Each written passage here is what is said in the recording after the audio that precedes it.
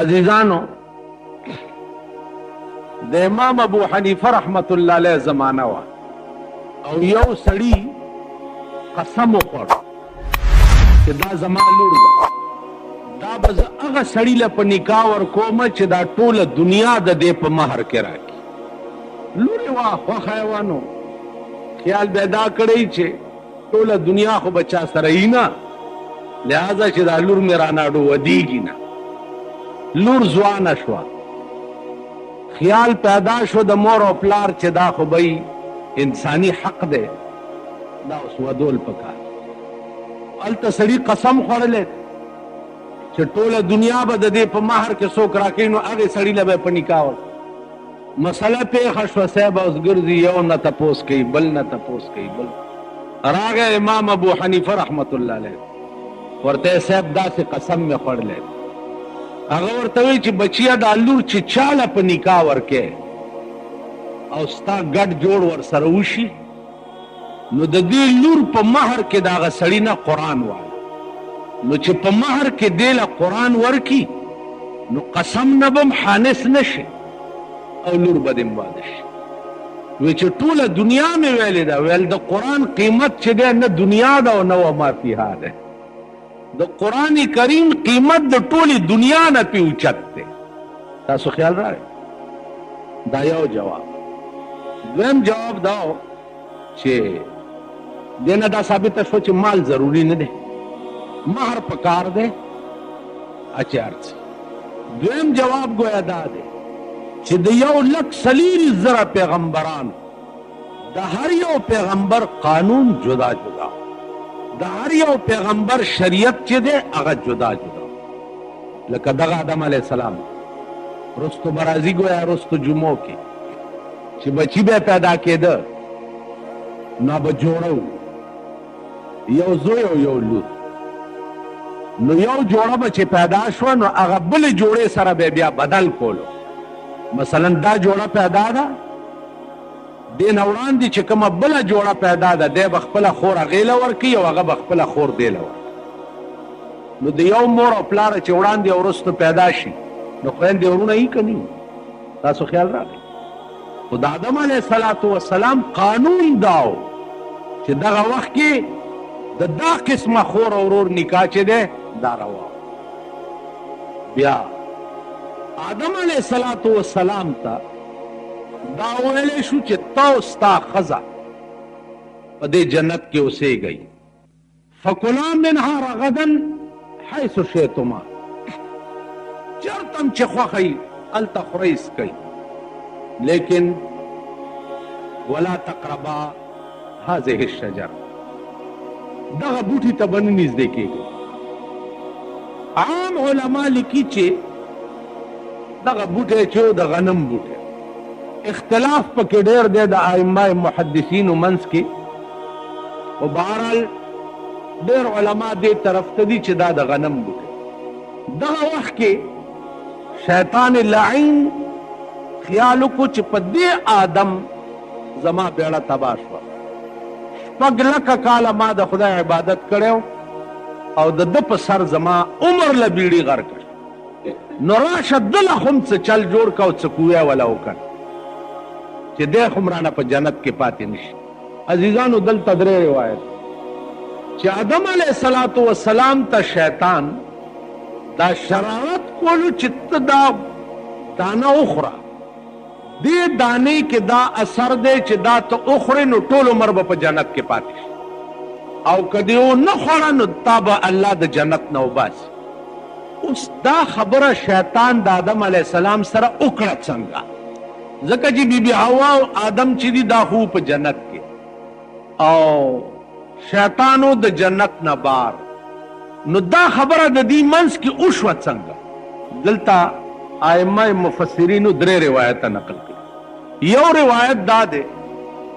چې د جنت نهرونه چې دي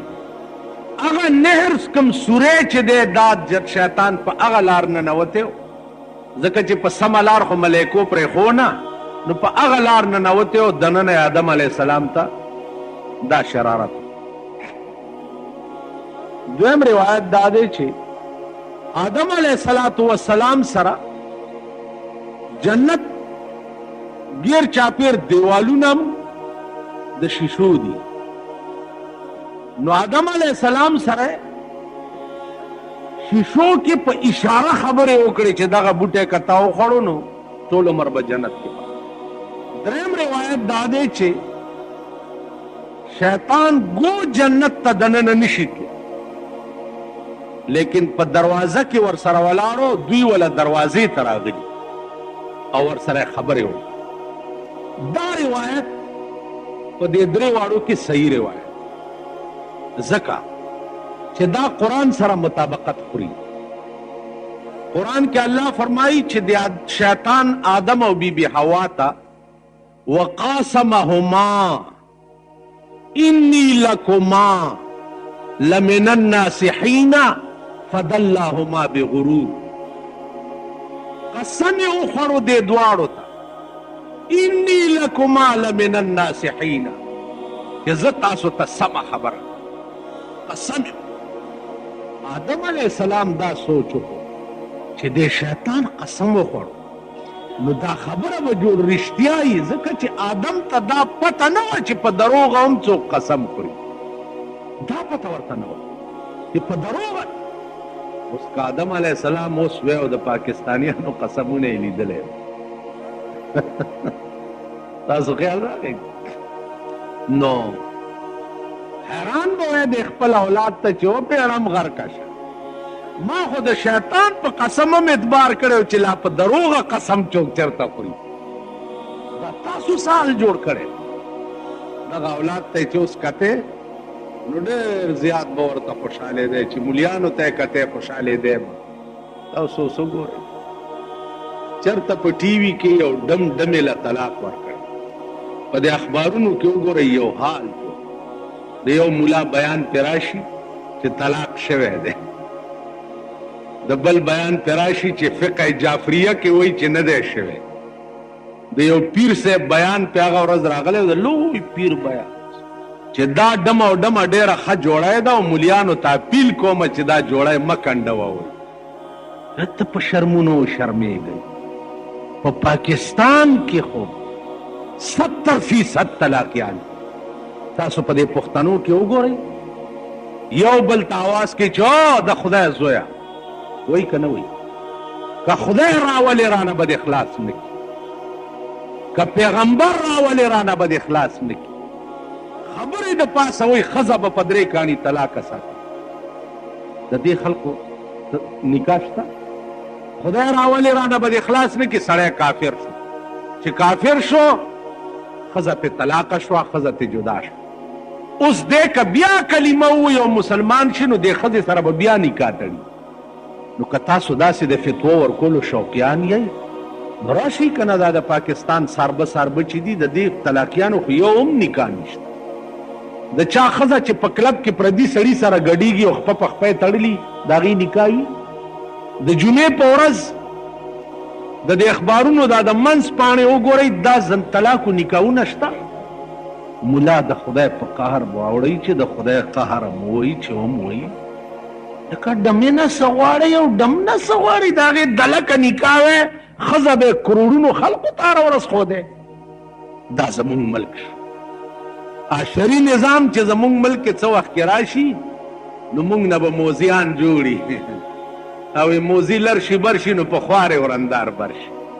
ډم دی غریب د چاته حیا نه کېږي ورپسې شي. ښځه پې طلاقه شوه، ښځه پې راشه چې هغه طلاقي درته وښیمه چې د فتوې ورکولو خوند وي. تاسو کې ایمان وي، ایمان در کې وي او واقع ځان ته مفتیان وایي. قرآن 3 فتوې ورکړي دي، 3.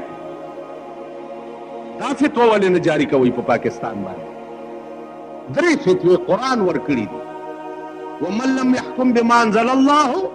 فاولئك هم الظالمون ومن لم يحكم بما انزل الله فاولئك هم الفاسقون ومن لم يحكم بما انزل الله فاولئك هم الكافرون. خدای وایي چې د چا په لاس کې وي د ملک فیصلې په قرآن کول او نه کوي دا فاسقان دي، ظالمان دي، کافران. سلویخ کاله د پاکستان هر حکومت چې راغلی اسلام پورې ټټوبې کړې ده او د ملک قانون اسلام کړی نه دی. ولګوئ په دې باندې فتوې کنه تاسو په ضیاءالله کې یو فتوا ولګوئ کنه چې په منټ کې ستا په لاس کې دي د ملک قانون بدلول، ته یې ولې نه بدلې؟ نو غریب دم دی د چاته حیا نه کېږي نو د مولیانو په مخه راغځي. بل دا چې د طلاق مدار په الفاظو دی، په دې الفاظو کې حال وي، ماضي وي، استقبال. اوس بله خبره ده چې د امام ابو حنیفه مذهب دا دی چې طلاق په غصه کې کېږي.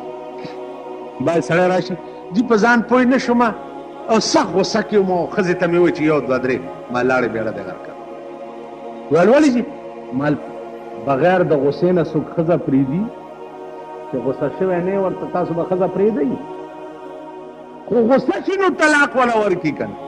څه چلو شي نو طلاق وله ورکړي که نه. یوه دویمه خبره دا ده چې که بې اختیار او بې ارادې د د خولې نه ووته چې یو دوه درې نو دا ښځه به مغلظه شي او مغلظه دې ته وایي چې دا به تر هغې پورې تا ته نه روا کېږي چې تر څو یې بل مېړه نه یي کړی او هغه بیا طلاقه کړي نه او بیا تا نکاح کړي. یا د عام پښتنو دستور دی مړه که زه درلم نو ښځه به په درې کاڼي طلاقه ساتم، داسې وایي که نه او ورشي بیا چې ورشي نو ښځه یې په درې کاڼي طلاق کړي. دا هماغه تغلیظ دی چې بې حلالۍ نه به دا ښځه دته نه روانه. نو د دې وجې نه دې خبرو کې به ډېر احتیاط کوئ. بل دې کې به ډېر احتیاط کوئ چې دا ښځه یو بل ماشوم له تی ورکړی تی هغه ورځ یو فیصله شوې ده 9 بچو نه پس قاضي حکم وکړو چې دا ښځه دې مېړه نه جدا کړي دا د خور وه 9 بچي شي. دې کې به ډېر احتیاط کوئ. عام خلق په دې نه پوهېږي. سړی به راشي جي دې جینۍ له زما ښځې تی ورکړی او چې کوم هلک سره زما زوی سره یې تی راودلی هغه هلک لی نه کوم بل زوی لی کوم. دې خبره پوهېږئ؟ بل زوی لی کوم. نو صاحبه بل زوی له همغه جینۍ وکړي چې د ده ښځې وله تی ورکړي نو دا یې خپله خور کړې ده عمر له یې بیړي ته. دې دپاره قانون از جانب شیرده همه خواهش شود و از جانب شیرخوار زوجان فروغ. کومه جینۍ چې د کومې ښځې تی وروي د هغه ښځې په ټولو زامنو دا جینۍ حرام. کوم هلک چې د کومې ښځې تی وروي د هغه ښځې ټولې لوڼې په دې هلک حرامي. دې کې به ډېر احتیاط. دا مسله ګوره هر ملا نه د تپوس دم نه چېرته سورګرې یا به شاګولي پیرانه یو فتوا راغلې وه قاضي صاحب پې لیکلي چې دغه څه ورته وایي دا جینۍ زه ځکه پې حکم کومه چې هغه هلک لی نه ده کړې چې کوم یې سره دې تاره تی راودلی دی د هغه بل رور لی کړې خپله خور یې ورته نکاح کړې. سړي ویر وکړو ما ته چې اوس خو بچی هم شوی مال ورشه قاضي سره چې هر څه کوې کوی مسله دا ده چې رور له دې خور په نکاح کړې. نو دې وجې نه هر ملا نه دا قسمه باریکات تپوس کولو جرأت نه کوي ځکه چې مونږ ته خو پته نه لګي. مونږ دا خیال کړی چې جومات کې امام یې جوړ دی به په هر څه پوهېږي. نه دغه امامانو غریبانو که څه زده کړي مو ستاسو د برکته تې هېر که څه زده کړي وو که نه هم ستاسو مهربانۍ ورسره داسې وي چې هغې تې هېر شو. خو راشئ مونځو کې یو کیړی والی یو ټپ نارې کې یو بار ځئ دا تپوس هم ترې ونه کړو چې قرآن څه ته وایي، حدیث څه ته وایي، مذهب څه ته وایي، ایمان څه ته وایي، اسلام څه ته وایي، دین څه ته وایي. دا تپوس چا تاسو به نه لیدلی چې د امام نه تپوس کړی بس امام د دوی نه مخکې په منډه او هغوی د هغې نه مخکې په منډه د دغه کابلی ملا و زما د هلکوالي زمانه کې چېرته د اجړا جنازه یې کړې مولیانو راټینګو چې تا د اجړا جنازه وکړه هغه ویل تاسو کښېنئ چې زه م پوه کړم ما جنازه نه ده کړې زه چې ورته ودرېدم نو ما دا ووی چې یو منبوس او پاروا د دې دوس الله اکبر او سلام مې وګرځول. ما جنازه کم ځای کړې په دغه خبرې مليانو نه ځان خلاص. تاسو خیال راغی عامله کې خیال کوي چې بلا توره په اچوه خو مونږ ورته وکړو ته تخته نو کسیز د کړي مې د دې قوم د لاسه نه هیر شي. ځکه چې کوم دکان نه سودا نه خرڅېږي د هغې مال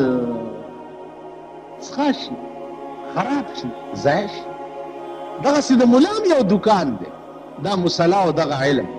چې ته په کلونو تې د هنې سودا نه کوې او نه تې تپوس کوې نو هغه له چا څه ورغلي هم تېر شي. لکه ما یو نکاح کې یو ملا نکاح تړلو خطبه یې چې ویله څه وخت کې تناکحوا وتوالدوا ولو کان بالسقط هغه د سقط په ځای قسط و. تناکحوا وتوالدوا ولو کان بالقسط. خیره نکاح چې دغه شو ما داسې غلی غوندې تپوس ترې وکړو چې مولانا صاحب دا لفظ سقط دی قسط نه دی. چې سوچ وکړو نو ما ته ویل دا ستا خبره ټیک ده ځکه چې سقط یو شي ته وایي او قسط بل شي ته. ما ته ویې زه 50 کاله وشو چې دیوبند نه فارغ شوی او دې کلي کې مې پلار امام او د پلار په ځای امام. په 50 کاله کې د بسم الله ترجمه رانه چا تپوس نه ده او چې سمې ویلي و هغه ټول رانه هیر. نو قسط او سقط خو لوی انداز څه کوي چې ملا بله بلا پکې نه وی ویلی چا ځکه چې مانا هر څه هیر دي. نو دې قوم د بدمهربانو نه هغه هر څه تیر شي. تاسو ګورئ نه دا تبلیغ والا چېرته کوم جومات ته لاړ شي ویرونو کښېنئ د دین څو خبرې کېږي دې خلقو ته ګوره بس تښتي. لکه کښېنه که نه سټه دي وځه نو هلته دې څه خره بار تړلي کښېنه که نه. هر جومات ته تبلیغي نصاب یوسئ هر جومات او یو ټایم مازدیګري ماښامي ماسخوتني اردو پوه قابل سړی یا امام دا ورته وایه چې 2-2 3 حدیثه مونږ ته مانځه نه پس وه. شکر نه وباسئ چې په دې زمانه کې بله شپه دلته د کویټې د یونیورسټۍ هلکان په تبلیغي جومات کې راغلي 40 شپونه هلکان زلمي هلکان. زمونږ جومات ته د امریکې د انجینرینګ کالج هلکان راغلي عربي او انګریزي ویله د امریکې د انجینرینګ کالج. زمونږ هلکان دلته څه کوي؟ زمونږ هلکان به یا مړزان لوبوي یا به چې چرګان جنګوي او یا به سپي جنګوي. او تاسو خیال راغلی که کار دی نو د دین دی او که کار دی نو ګوره دغه دی. نور ټول مونږ د خدای په قهر اخته یو. دې ته سوچ کوه که تاسو وایئ پلانی ملا یا پیر چې د تبلیغ خلاف وي هغې کې لویه وجه درته ووایم لویه وجه دا ده چې هغوی دعا تبلیغ په پیسو کوي. دوی دعاګانې تبلیغ بې پیسو کوي نو د هغوی دکانداري پې خرابېږي. ما په خبرو پوهېږئ دکانداري خرابېږي. ایله دی چې لاس ورکړی نه داسې موټی نو دوا والله که درته وکړي. دوی له هېڅ مه ورکوه روټۍ م خپله خوري بستره م خپله ګرځوي او دعاګانې به تا کوي. لوی فرق پکې ده. دین د پیسو شی نه دی دعا د پیسو شی نه دی. د دین ابتدا د قجورو د پوزینا پیغمبر مفت کړی وه او باقی به هم دین اله پاتې کېږي چې د قوم ته مفت بیان کړي. دې وجې نه دا ټوله ګناه زمونږ په ملک کې د ملک د قانون ده. که د ملک قانون ټیک شو یو شو سخت او جابر تو وګوره چې بیا څوک سپېږمۍ راکاږي نو ملک کې ګناه د قانون ده. 40 کاله کې د پاکستان حکمران طبقې د پیرنګي قانون نه دی رسخت کړی لا د پاکستان. پیرنګی لاړو پر کټي پاتې دي. پیرنګی لاړو قانون 14 سنې همغه پاتې 19-20 فرق. دا زمونږ صدر صاحب اوس چې دی برای نام شریعت بینچونه وغیره جوړ کړي دي هسې مچان بنګۍ را بنګۍ د مولیانو په کې خدای اورېدلې ده خامخا های کورټ ججانې لګولي دي پیسې میسې ورته ملاویږي نور فیصلې نشته فیصلې ټولې د ملک د پیرنګي په قانون مجسټریټ د پیرنګي قانوندان جج د پیرنګي قانوندان ہائی کورٹ د پیرنگی قانون دان سپریم کورٹ د پیرنگی قانون تمام نظام د ملک چھ دے آتر اس پورے د پیرنگی 302 کے سنا زنا و دغلا کے سنا چھ سوک پخر شری نظام تنیرا غلی ترغ پورے واللہ کا دے ملک اصلاح ہو گئی او دا ملک ٹک نش خبر دعوی چھ آدم علیہ السلام د غنم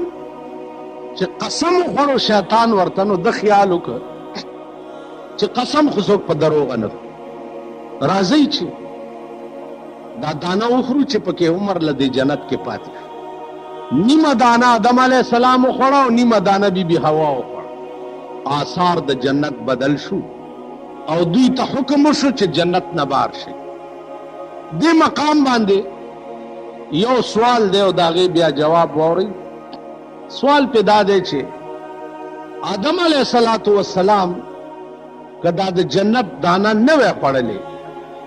نو ټول عمر په جنت کې او مونږ بم په جنت کې وې نو په دې غضب بنوي اخته په دې دنیا کې د سپ پریشانو کې بیغم ازه کې به مونږ هم پیدا وې دا سوال په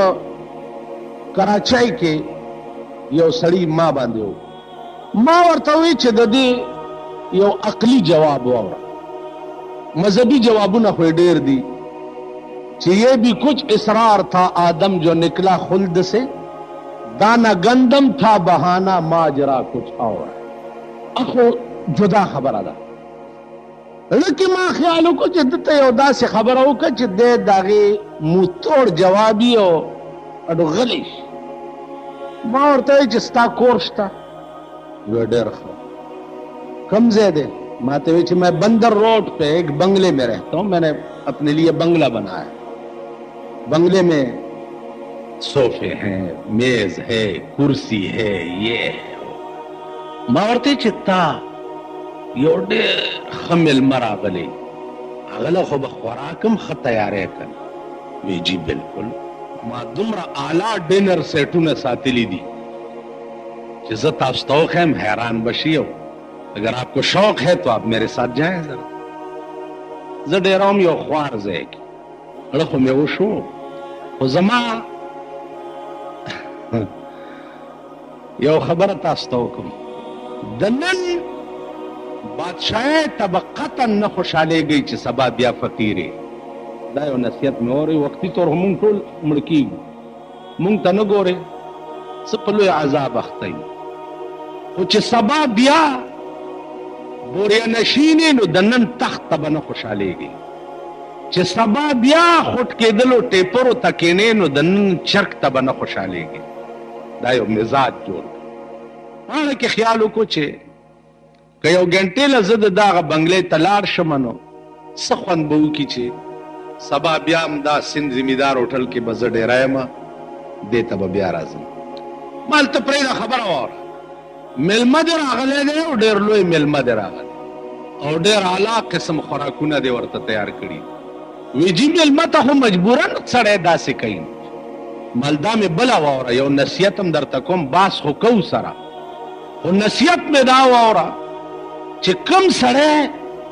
دې خوښې او تاله راشي او دې درنه په دې خفه شو چې یا یې د چایو ست ونه کړو یا را باندې روټۍ ونه خوړه یا خزه کې کېننولم نو دا سړی ستا عاشق نه و دا خوراک مراک پسې راغلی و آینده دا د دوستۍ قابل نه دی ولا طلاق ورکړه لکه چې ته مال راغلی که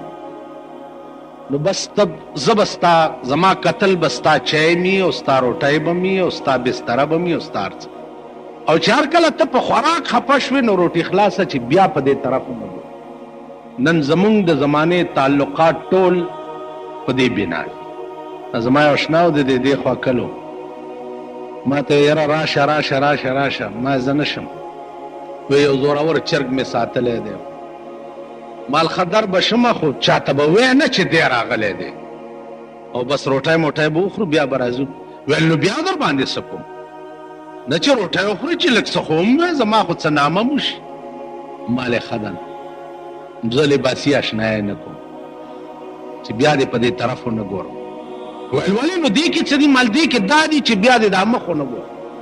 نو نن زمونږ زمانه ټوله داسې عملنې رو یارانې زمانہ یارانې زمانہ مثل گل انارن در باغ آشنائی بوئے وفا ندارد وای د دې زمانه یاران داسې دي لکه د انارو باغ ته چې ورننه وځي تک سر سره ګلونه یې پکې ډېر ښایسته په ټول باغ کې چې وګرځې نو بوی به ترې در نشي رنګ یې څومره ښایسته وي یارانې زمانه مثل گل انارن در باغ آشنائی بوئے وفا ندارد بوی به ترې در نشي نو د دوی رنګ ډېر ښایسته دی دا لواڼی غوا دي پای پکې نشته په ډول ځان خاص نو ما ورته وی چې ستا دوست راغلی او اشنا ډېر لوی انتظامات دي په دې کې ناګانه روټۍ ته کېناستی او خوری لګیا او تاله پکې غول دراله ته به کوم خوا ځې وی زه به پاخانې ته ځم مال دا ولې هغه قالینونه صوفه سیټونه اعلی ډنر سیټ کې روټیانې پرتې دي ډونګې دي او چمچې دي او قاشوغې دي او کړنګ کړنګ دی او ناګانه صاحبه تا په نیمه کې ټټۍ ته منډه کړه دا مناسب دی چې دا دومره ښځه یې پرېږدي او ټټۍ ته منډه وي نو ما ته وایي ته کمال کې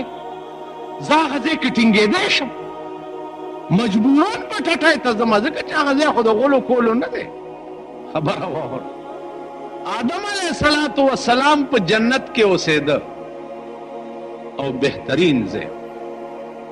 هغه غلطي نه ده کړې د هغه په ملا کې تر قیامته پورې چې څومره دنیا به پیدا کېږي د دې ټول اولاد روحونه پراته الله آدم پیدا کړی دې دپاره و چې ته به په ځمکې د پاسه او بني آدم به پیدا کړو فی الارض خلیفه خدای ویلي و که نه فی الجنت خلیفه خو یې نه ویلي اوس قدرت جنت ته دی بوتلو نو بانه والا جوړی د جنت نه د رایستو چې هغه نظام چې کوم قدرت جوړ کړی و چې هغه سټارټ شي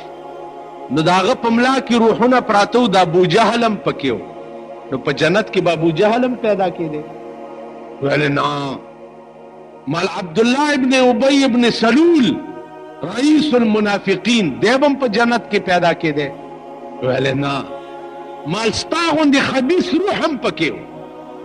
ته به هم په جنت کې پیدا کېدی نو دې لی را بهر کړو چې دا خبیث روحونه چې ستا په ملا کې دي پاک خو ډېر دي خو دا خبیث چې پکې دي دا بار وغورځوه هغې نه پس ته بیا واپس جنت ته راشي نو مال دا رئیس ته دې دپاره و چې دا تاسو پلیت بار وغورځوئ ویلے بس جی آئندہ کے لیے پھر ایسی بات میں نہیں کروں گا اب میں سمجھ گیا ہوں میں نہیں اگر آپ سمجھے نہیں ہے تو اور بھی ذرا سمجھا دیں نما اور طبیعدہ شعر ہوئے چھے یہ بھی کچھ اسرار تھا آدم جو نکلا خلد سے دانا گندم تھا بہانہ ماجرا کچھ اور حسن یوسف اور ہے عشق زلیخا اور ہے حسن محبوب الہی کا تماشا اور داغه نظام دی او داغه جوړه کړې دنیا دا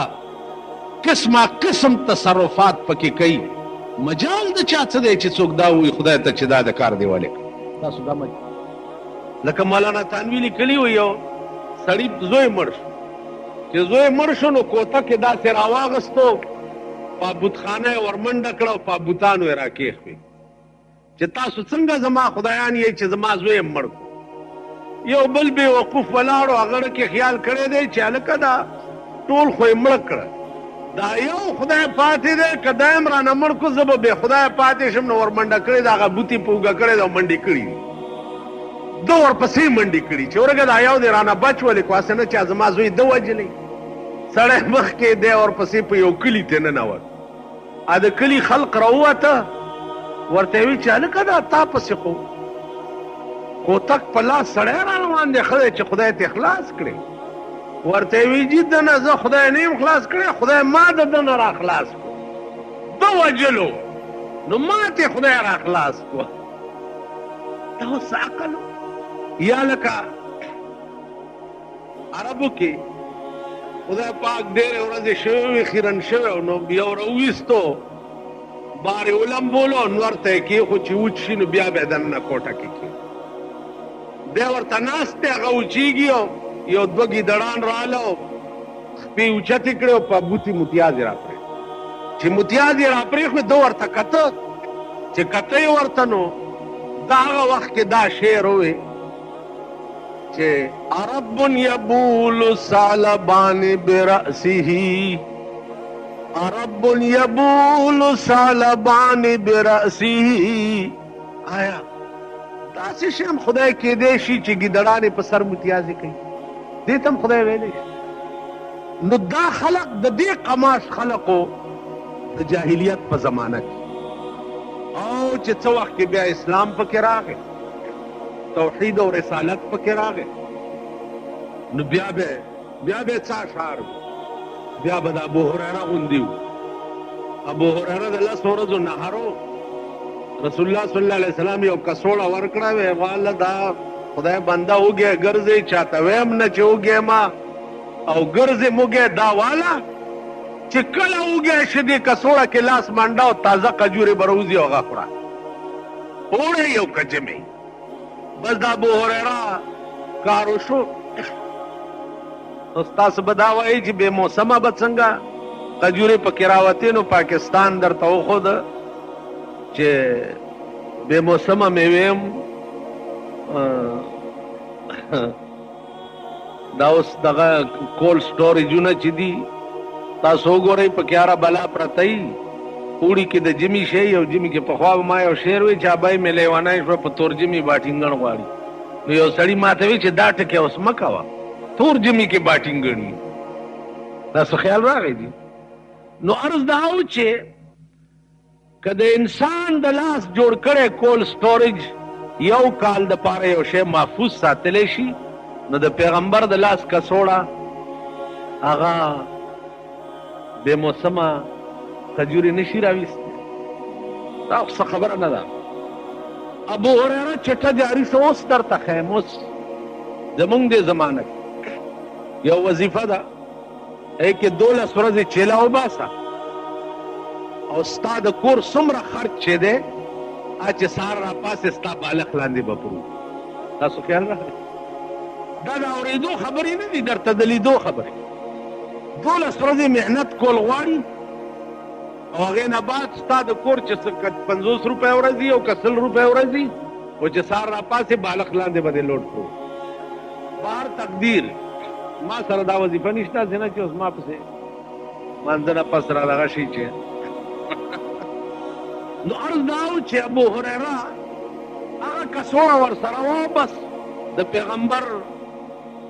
عاشق او کار به بل نو سیوا د دې نه چې به داسې لرې به ناست و ده ته به یې کتل او یا به خبرې شروع شي نو نږدې به راغی او خبرې به یې اورېدې په تمام ذخیره حدیث کې د ابو هریره نه لوی راوي بل نشته په تمام ذخیره او د ابو هریره نه لوی عاشق او لوی لیونی بل نه یو سړی چې 10 ورځې نهر یو ستا د مخ ته ګوري او پې موړي نو دا اوس عقلمني ده 10 ورځې نهر او صرف د ده په کتو یې تمامه لوږه دفه شي تنده دفه شي مولانا رومي عاشق آرا شد مدرس حسن دوست دفترو درسو سبق شاروئے ہو عاشقانو دفتر نوکری ملازمات دکانداری ارڅ چې دي هغه د محبوب حسن تاسو خیال ده هغه به وي چې لبو لالو خطو مشکین بتا رازے ور حسن است بنازم دل بری خود را که حسن شی و د دنیا محبوبان چی داغي حسن بنوټي وي زه په هغه معشوقې ناس کوم چې چاله د دواړو جهانو حسن خدای پاک نو عرض مې دا و چې ابو هریره پکم ورځ حضرت عثمان شهید شو لویا لګولا وا او دنه هغه کڅوړه هغه لګولا کې ورکه چې ورکه شو نو دې په یو ډب کناسته دا شعر وایي چې للناس هم ولي اليوم هماني للناس هم ولي اليوم هماني فقد الجراب وقتل الشيخ عثماني للناس هم ولي اليوم هماني فقد الجراب وقتل الشيخ عثماني دخل کو خنن یو غم دے او زما دو غم دی یو غم میں اگا کسوڑا ورکی دل دی چکم زما محبوب مالا را کرے او دویم غم میں وقتل الشیخ عثمانی دویم غم میں بیاد حضرت عثمان قتل بیا بیداوی و زمانہ جاہلیت کی بے آغت سوی او زمانہ در رسالت کی بے بیاد سوی لکہ حسان بوی ما ان مدحت محمدا بمقالتي ما ان مدحت محمدا بمقالتي لكن مدحت مقالتي بمحمدي سڑے خو پاشعار باندې دبل حسن اوچتئی او جوڑئی پہ زستا صفت کو منو زما پا صفت کو لو بتو اوچتے گی حضرت حسان وی نا ما ان مدحت محمدا بمقالتی بخدا قسم چیز پا خپلو اشعارو دا پیغمبر مدح نکو او ندد شان پی اوچتو غرض میں چدے لیکن مدحت مقالتی بمحمدی دا خپل اشعار دا پا صفت اوچتو زما اشعار پی اوچت سی چې د صفت کوم زما د اشعار رتبه پیوچتی بیا بداوی عرض میں دا کولو چې په زمانه جاہلیت کې خو عمرو بن میمون د 20 نه کم نو او دوی كنت فی الجاہلیه دا واقع ما کړی و د زمانه جاہلیت په زمانه کې نو امام بخاری رحمت الله علیه دا حدیث په خپل کتاب کې نقل کولو ما ته وی چې کچھ نہ کچھ یہ بات بھی دماغ کو اپیل کرتی ہے ماورتے لیے اپیل کی بات نہیں ہے یہ حدیث کی بات دا حدیث چچاوی و دا وقت کے ابو بکر عمر و عثمان مو او ابو جہل مو دے 1000 واٹ بلب بلے دا ابو بکر و عثمان پتنگانو په شمع ځان قربان کو ابو جهل پستر ګړوندو رڼا و نظر نه لګي تاسو خیال راغی لکه چې د پیغمبر دنیا ته راتلل داسې وو لکه یکدم تیاره کې چې د 1000 واټ بلب بل شي نو چې یکدم تیاره کې رڼا راشي د حیواناتو کې وګورئ حیواناتو کې بعض حیوانات داسې دي چې رڼا وګوري نظر نه لګي لکه خاپیرک دا د شپې چې ګرځي د چې رڼا وګوري بیا چرته دیوال پورې اونخلي نظر نه لګي او پتنګ وګوره چې رڼا وګوري تر هغې ته نه ځي چې تر څو پورې ځان پې قربان کړی شیخ سعدي وایي که نه چې ای مرغ سحر عشق ز پروانه بیاموز کان سوخت را جان شد و آواز نیامد د سحر چرګه عشق د پتنګ نه زده کا و معشوقه ځان قربان شي او आवाज یې څوک نه ستی شي شمع لاندې یا لایټ لاندې سهار وګورئ ډېرې ډېرې پتنګان پراتی आवाज یې چا نه اوري د ضیاءالحق صاحب رونه نه چې ټول 10 کاله وشو چغې وی وی وی وی وی وی وی نه وزر وسوځېدو نه لاس وسوځېدو نه شیرواني وسوځېده هېڅ بلاو نه والو د اسلام عاشق دی او صاحب داسې پې مین دی چې راشه قسمت یې ښه دی خدای چې په دې بیت الله کې څه دعا کړې ده صاحب کراچۍ سوځي لګیا دی سندھ سوځي لګیا دی په ملک اور لګېدلی دی کراچۍ کې چې کوم حال وشو سبق دې زده کړي د کراچۍ حکومت نو یو طرف ته د ملک حالت وګورئ او د بیروزګارۍ حال وګورئ او بل طرف ته صاحب دې هاده چې لوټ جوړ دی داسې لوټ جوړ دی چې پناه چاته روټۍ نه ملاوي چاته د سر د سوري ځای نه ملاویږي او څوک چې به بله شپه زمونږ د ټرانسفارمر سوځېدلی د بازار والا نو یو ماښام سوځېدلی دی بېګا به یې چېرته نیمه شپه کې جوړ کړی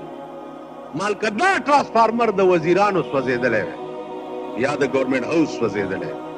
بیا به تاسو څه چل کړو هلته به م دا ویلی دی چې جي بل ګورو لګیا یو او ګرځو ورپسې او که خیر یې دا دی را روان دی او سړي لګیا دي او پلان دا به ویلی خو دا مونږ درته سړي زامن نه ښکاري تا بجلی فیل کېدو سره تا ته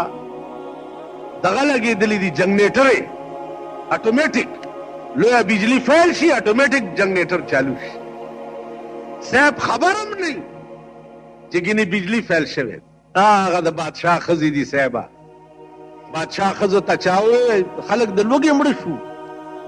ویل دا دوکانونه لږ ډک دي د دې وریجو او غوړو نه دا دې خوري که نه هغې ته دا پته نه وه چې ګینې دوکان کې په پیسو وریجې ملاوي که د بادشاه ښځه وه څه خبره وه بادشاه ښځې ته دا پته لګي چې په پیسو هم څه شی ملاوي اوس خو د بادشاه ښځه څه کې خدای په راستۍ کې زمونږ ښځو ته هم پته لګي چې په پیسو څه شی ملاویږي ځکه چې مفت راځي اوس خو مفت چکرې شروع دي خو د دې خلکو ښځو ته هم پته نشته چې په پیسو هم څه شی ملاویږي هر شی مفت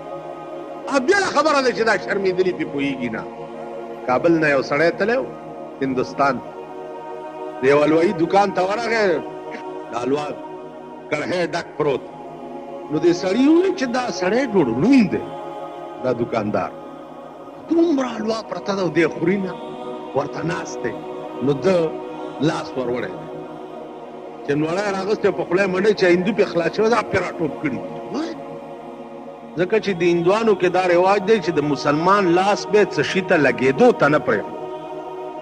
دا د هندوانو مزاج ځکه کرکه به یې مونږ نه کوله و ارامي غوندې قوم وهلی او پولیس ته یې ویلي دي چې د حلوا ټول کړهی پلید کو لاس یې ور پولیس نیولی دی او مړه په خر یې سور کړی دی او مخ یې وله تور کړی دی او ماشومان یې ورپسې کړي او ټیم یې ور کړی دی او ټنګېده او دی په خر سور روان کړی څه موده پس چې وطن ته راغی که وطنانو ته تپوس وکړو چې به هندوستان رفته بودی وی چې بلې صاحب او تلی چطور وطن بود هندوستان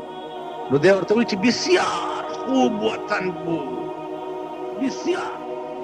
هندوستان ډېر ښه ملک نو برای چی وی خوردن حلوا در اونجا مفت حلوا پکې مفت ملاوي ځکه دې بیوقوف ته خوردن حلوا در اونجا مفت سواری به خر مفت و فوج و تماشاها مفت فوج بم در پسی او تماشې بینډ باجي به غږیږي دا هر څه هلته مفت هندوستان داسې ښه ملک دی اوس کله غوندې عقل لرئ ما دې خبرې ته وګورئ چې حلوا یې وخوړه دا څه چې ورته ملو سزا وه لیکن دې بې وقوف دی نه عیش جوړ خو دې حکومت سره چې څه کېږي دا دوی ته سزا ده په کراچۍ کې 150 خلک ژوندي اور کې سوځېدل دا د دوی پوزه پرې کېدل دي بېله خبره ده چې دوی پې شرم که دوی کې د حضرت عمر ایمان وی او هغه به وي چې د دریای دجله په غاړه یو سپی د تندې مړ شي نو هم به هم الله تپوس زمانه کوي چې ستا په دور حکومت کې یو سپی د تندې ولې مړ مهاجر دلته آباد دي پکار دا هر حکومت ته ما خو درته 40 کاله کې ما د سړیتوب حکومت نه دی لیدلی بلکل او نه به راته څوک ثابت او نه مې آینده چرته خوب ګور خوب هم نه ګور په 40 کاله چې د دې ملک نظام به ټیک شي مهاجر دي دلته کابلیان دي بهاریان دي هندوستانیان دي ټول لا اله الا الله محمد رسول الله مدینه ته چې د مکې مهاجر لاړ نو پیغمبر امیرو د مدینه خلق انصار او د مکه خلق مهاجرین. نو پیغمبر دواړه ډلې کېنولې وی چې تاسو د یو ملک یو دوی د بل ملک دي. نو زه ستاسو منځ کې عقد مواخات قایموم. عقد مواخات دا معنا چې زه د انصار او د مهاجرینو منځ کې رورولي جوړوم چې تاسو سبا منځ کې دا فرق نه کوي چېرته چې دا مهاجر دی او دا انصاري دی، تاسو به یو وروڼه یې ټول. چې پیغمبر دا عقد مواخات قایمولو یو پکې راپاسېدو وی یا رسول الله ما سره به د داسې سړي رورولي جوړی چې ښځه یې نه وی چې ولې؟ وی جي په تشې رورولۍ خبره نه کي چې کوم د مکې نه هجرت کړی یو ښځه یې نه زما دوه ښځې دي چې یو ښځه وله ورکړم، زه داسې رورولي ورسره جوړم. او داسې هم نه چې زه یې طلاقه کړم او دله یې ورکړم، نه، دی به کور ته بیایم او دواړه ښځې به ورته ښیم چې د ده کومه خوښه شي او هغه زه طلاقه کړم او دله یې په نکاح. حکومتونو ته خو داسې پکاري چې مهاجر د بل ملک راشي نو د هغه ملک خلک کښېني او د دې منځ کې عقد مواخات جوړ کړي، د دې منځ کې یو اصول جوړ کړي، د دې منځ کې یو رابطه او تعلق جوړ کړي. خو دا خو د سر کار دی، د غټ سرو کار خو نه دی، دا خو د اهل کار دی، د نه اهلو کار خو نه دی. زما عزیزانو نن ټول ملک کې اور لګېدلی، اور روټۍ چاله خوند نه ورکوي. په کالجونو یونیورسټو کې وګوره سبقونه هلکانو ته خوند نه ورکوي، بد دماغې لګیا یي څه نقشې جوړوي. دکانداري چاله خوند نه ورکوي، روزګار چاله خوند نه ورکوي. اوس ته ماته ووایه چې 200 خلک ژوندي په اور کې واچولی شو، دا چې د چا ښځې او د چا بچي وو، آینده به دغه ځای کې څه حالي؟ وخت به دوی سره څنګه تېر؟ بار تقدیر د پښتو شعر دی، وایي د خدای په لوی کرم به کېږي په عقل ګرانه د زما د اشنا مینه. که د خدای کرم وشو خو دې ملک ته به د خیر څه اسباب خدای پاک پیدا کړي، او څو پورې چې د عقل تقاضا ده زما عقل خو کار نه کوي. واخر دعوانا